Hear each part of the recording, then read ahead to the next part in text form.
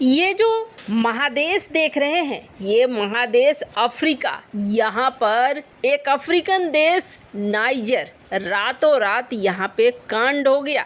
ये 4-5 लोग सामने आए कैमरे के और इन्होंने कर दिया बड़ा ऐलान। और इस ऐलान का असर क्या हुआ है, ऐसे समझिए कि अमेरिका की 800 सेना उतर चुकी है नाइजीरिया में और वो फंस चुकी है। अमेरिका की एंट्री हो रही है। आखिर ये बवाल क्यों मचा है और यहाँ पर जो कुछ भी हुआ है इसका सीधा सीधा असर भारत के ऊपर भी पड़ने वाला है। जानेंगे जियोपॉलिटिक्स में क्या कुछ चल रहा है, आइए जानते हैं इन खबरों को विस्तार से। कहते हैं करम में लिखिया कंकर तो क्या करेंगे शिव शंकर। ये जो देश देख रहे हैं अफ्रीका, इस देश में ऐसा नहीं है कि खजाने की कमी नहीं है, खजाने धन दौलत की खूब भरमार है, लेकिन यहाँ पर फिर भी लोग गरीब हैं। और दूसरी बड़ी बात ये है कि बहुत दिनों तक ये फ्रांस के शासन के अधीन रहे हैं। इनकी सोच भी कुछ उसी तरीके से है, लूट खसोट वाली है, उपनिवेशवाद वाली है। यहाँ जो एक देश है नाइजर देश में अचानक से सेना के द्वारा एक ऐलान किया जाता है। स्क्रीन पर जो इन्हें आप देख रहे हैं ये नाइजर आर्मी के प्रवक्ता हैं और नाम है इनका कर्नल मेजर आमडू अब्रामानी। इन्होंने कहा है कि देखो यहाँ पर सत्ता बदल चुकी है, रातों रात सब कुछ खत्म हो चुका है और अब हम हैं असली मालिक। इन्होंने टेलीविज़न पे आकर सीधे सीधे कह दिया है कि डिफेंस और सिक्योरिटी फोर्स ने पूरा चार्ज संभाल लिया है और चार्ज संभालने के साथ अब हम इस देश के मालिक हैं। बॉर्डर को सील कर दिया गया है, किसी को भी बाहर जाने या आने की इजाज़त नहीं है। जैसे ही ये खबर फैलती है वैसे ही एंथनी ब्लिंकन सीधे कॉल करते हैं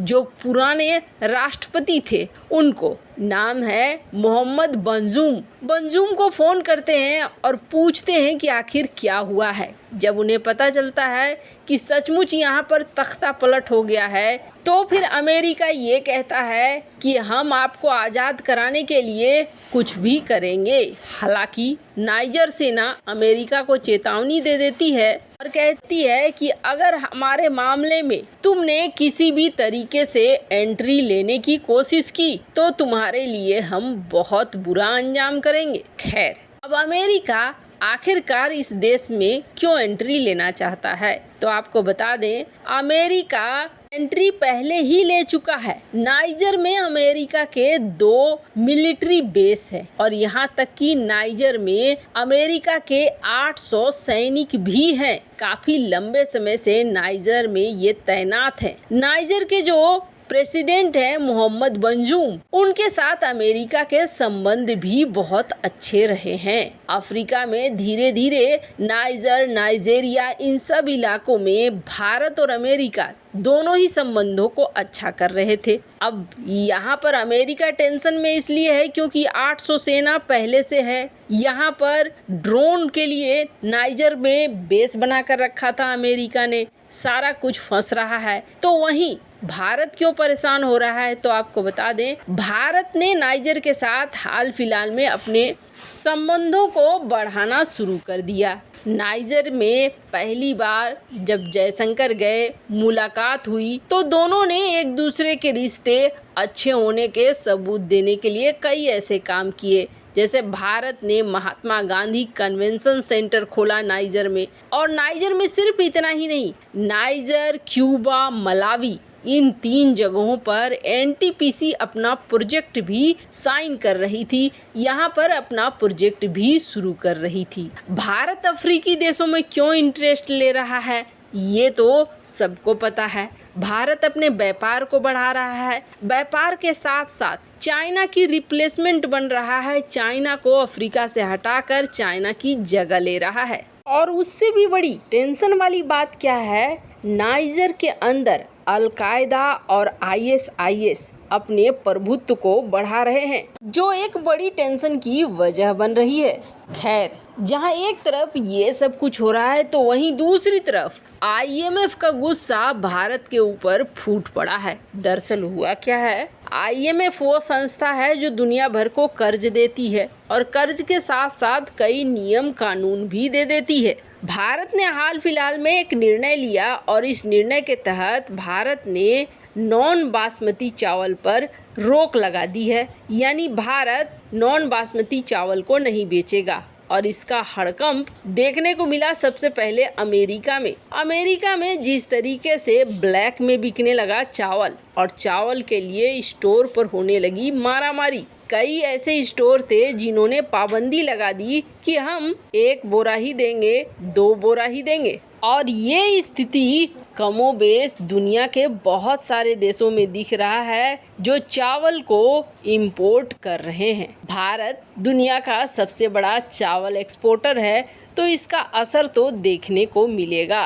लेकिन अब पहली बार ये देखा जा रहा है कि भारत को धमकाने की भी कोशिश हो रही है। भारत ने चावल पर बैन कई कारणों से लगाया है, जैसा कि हमने आपको बताया कि अल नीनो का प्रवेश इन इलाकों में हो चुका है और आने वाले समय में मौसम जिस तरीके से बदलेगा वैसे में प्रभाव भी दिखेगा और खुद भारत के लिए संकट हो सकता है कि भारत के पास चावल पूरी तरीके से उत्पादन न हो पाए।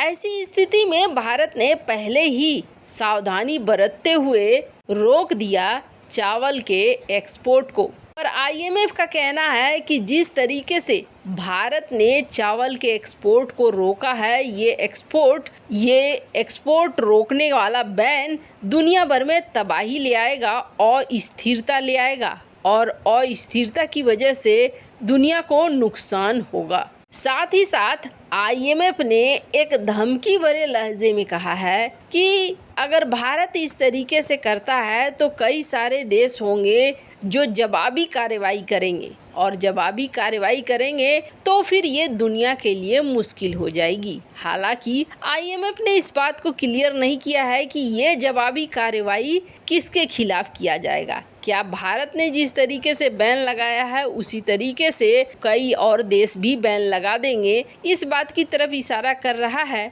IMF, या फिर IMF ये इशारा कर रहा है कि भारत के ऊपर एक्शन ले सकते हैं। वैसे आपको बता दें, ये पश्चिमी देश सबसे पहले अपना देखते हैं और किसी का नहीं देखते हैं। ऐसे में IMF कहीं ना कहीं भारत को संकेत दे रहा है कि आप अपने इस इरादे से पीछे हट जाओ और राइस पर जो एक्सपोर्ट बैन लगा रखा है इसको हटा लो। पर ऐसा लगता नहीं है कि भारत इतनी जल्दी इन सारी चीज़ों को मानेगा। वैसे आपको क्या लगता है, इन सब मामले में आपकी क्या राय है? कमेंट कर जरूर बताएं। जल्द मिलते हैं अगले वीडियो में नई खबर के साथ।